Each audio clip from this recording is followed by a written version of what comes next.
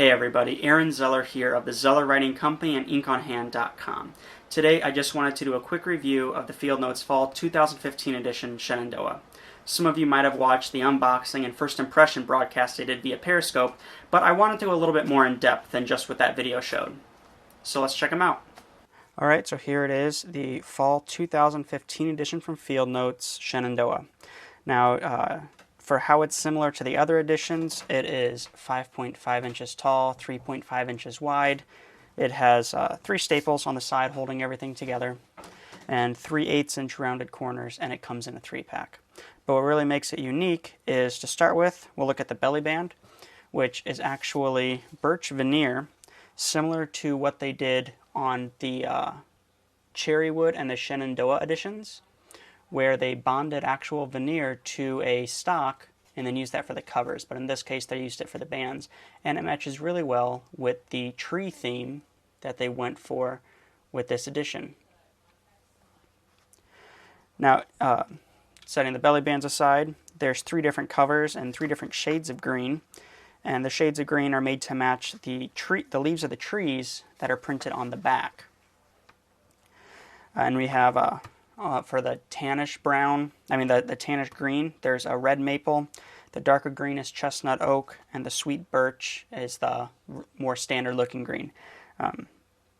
For the most part, you can never really get stock to match leaves exactly, but they did a pretty good job with these. And they're all the stocks are from the French paper company. The inside covers are made to match the colors of the fall foliage of the leaves of this tree. So red maple has a red interior, chestnut oak has a brownish orange, and then the sweet birch has a bright yellow. And I think it's a really cool touch. Kind of everything matches, goes along with the trees. And what's really unique about the cover is not just how it's green on the outside and then fall colors on the inside, but the process they actually use to create the covers, which is duplex. And that's similar to what they did with the veneer and the cardstock in order to make the belly bands, but they used a 100-pound cardstock for the outside and a 70-pound text weight stock for the inside. And what they do for that is they basically bond the 2 stocks together to form one single sheet, instead of using a white cardstock and then printing 2 different colors on each side. And it actually makes for a very, very sturdy cover. They've used a 100-pound stock on some other editions, and you'd think 70-pound paper, it's kind of whatever, it's just paper. But once they add the adhesive in there and bond it together, it makes for a really, really sturdy cover.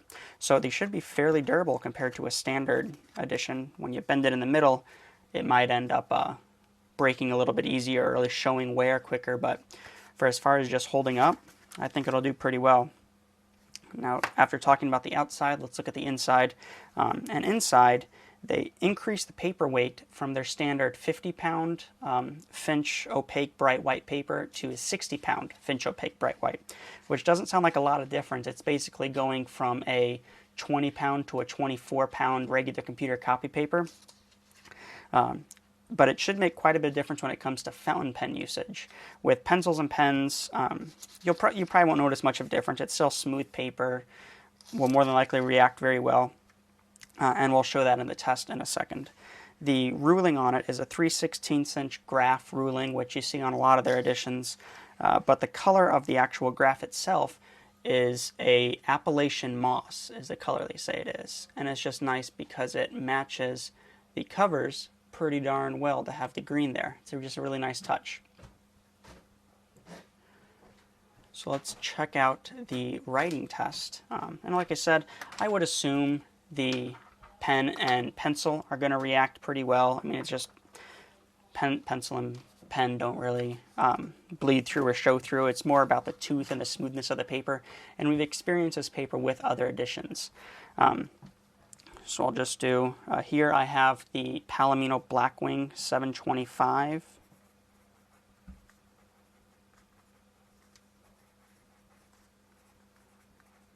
And it does write very, very smoothly. Not a lot of feedback, but just enough where it just kind of glides along the paper. Feels smooth, has a nice sound to it. And then It's also thick enough where there isn't show through, so you can write on both sides of the paper with pencil completely fine, and you don't have to worry about anything. We'll check out, I got the Field Notes brand ballpoint here. And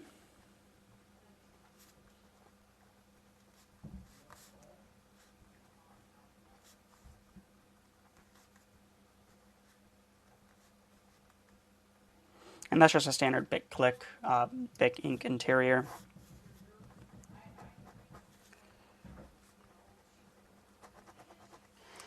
And so there's that writing. Look at the back, and there's definitely some indentation, but I also write with a fairly heavy hand. So writing with just regular ballpoint, there's not really any show through. I mean, there's a little tiny bit, obviously, with the indentation, but can't really tell. Totally fine to write on the other side if you wanted to. Now we can go with the fountain pen, and that's going to be the real test here. What I have is a Kaweco All Sports black stonewash with a fine nib filled with Kaweco Midnight Blue ink. And if it doesn't react well with the fine nib, going up in medium or broad probably won't be necessary, because you'll be able to tell that it bleeds through, shows through with this. It's more than likely going to bleed and show through with the others too. So we will check this out.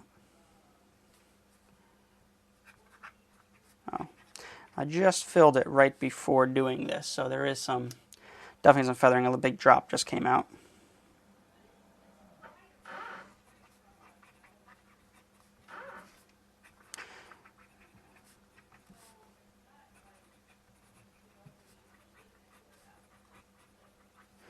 Okay, so there's that, and then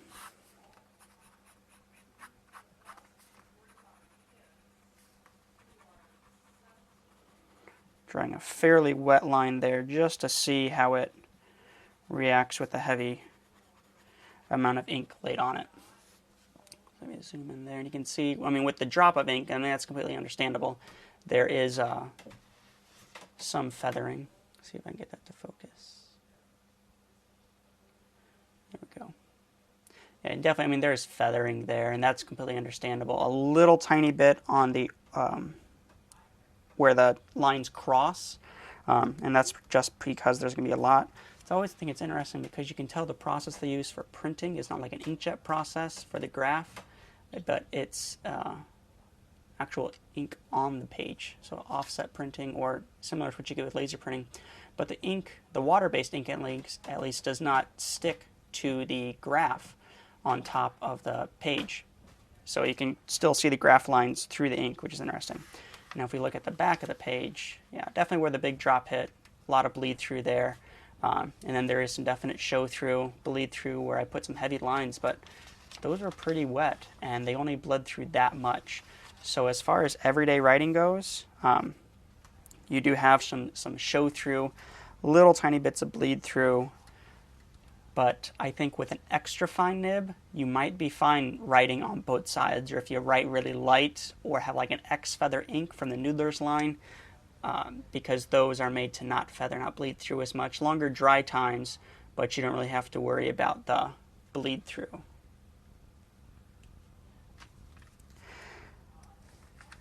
Yeah.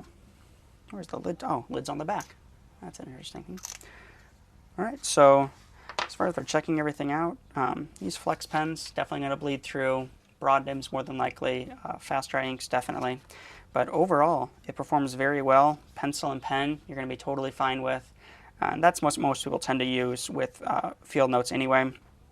Fountain pens getting more popular. It'd be awesome if they had a more fountain pen friendly paper in this. They've used the 70-pound paper in some other versions, such as the Shelterwood, the edition previous to this, the Workshop Companion, and America the Beautiful. And those perform pretty darn well with fountain pens. I understand the paper's probably more expensive than this, but the performance really does stand out. So overall, I think this edition looks fantastic, performs very well. It's still not completely fountain pen friendly, but definitely more so than the standard 50-pound paper. And it's another great edition, probably in my top 5 overall. I love the look of it. Really unique. I love the outdoors and trees and everything, and they did very well with the overall design, and the duplex process is unique. They went a little bit more to the roots with this Field Notes edition. No pun intended with the trees, but still a lot of modern design elements that is great to see them having included. So that's it. So there you have it, the fall 2015 edition from Field Notes, Shenandoah. Now this is their largest print run to date at 40,000 packs, or 120,000 books, so I think they're going to be around for quite a while. But they are limited edition, so once they're gone for good. Now I think that I covered everything pretty well in this video, but if you do have any comments or questions about these notebooks or anything else at all, feel free to reach at any time and I'll do my best to help you out. So until next time, thanks for watching.